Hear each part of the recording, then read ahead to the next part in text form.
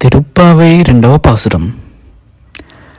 வையத்து வாழ்வீர்கள் நாமும் நம் பாவைக்கு செய்யும் கிரிசைகள் கேளீரோ, பார்க்கடலுள் பையத்து இன்ற பரமனடி பாடி நெய்யுண்ணோம் பாலுண்ணோம் நாட்காலே நீராடி மையிட்டெய்தோம் மலரிட்டு நாமுடியோம் செய்யாதன செய்யோம் தீக்குறளை சென்றோதோம் ஐயமும் பிச்சையும் ஆம்தனையும் கை காட்டி ఉయ్యుమారెండ్రి ఉగందేలోరెంబావాయ్.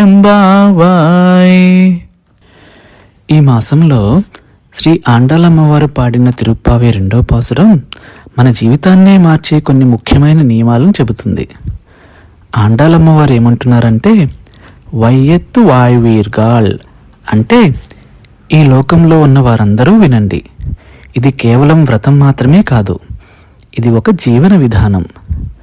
ఈ వ్రతంలో పాలు నెయ్యి వంటి భోగాలను విసర్జిస్తాం. అలాగే సూర్యోదయానికి ముందే లేచి బ్రహ్మముహూర్తంలో స్నానం కూడా చేస్తాం. పాల్కడలిలో ఆదిశేషునిపై విశ్రమిస్తున్న శ్రీమన్నారాయణుని పాదాలకు భక్తితో స్మరిస్తాం.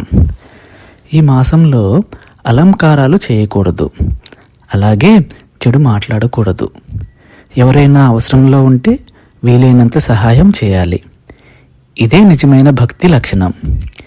ఈ నియమాలు మనలో త్యాగగుణాన్ని, శుద్ధిని, అలాగే కరుణను పెంపొందిస్తాయి. ఇదే మోక్ష మార్గం. ఇదే తిరుప్పావై సందేశం అని వివరించారు. ఆండాల్ తిరువడిగలే శరణం.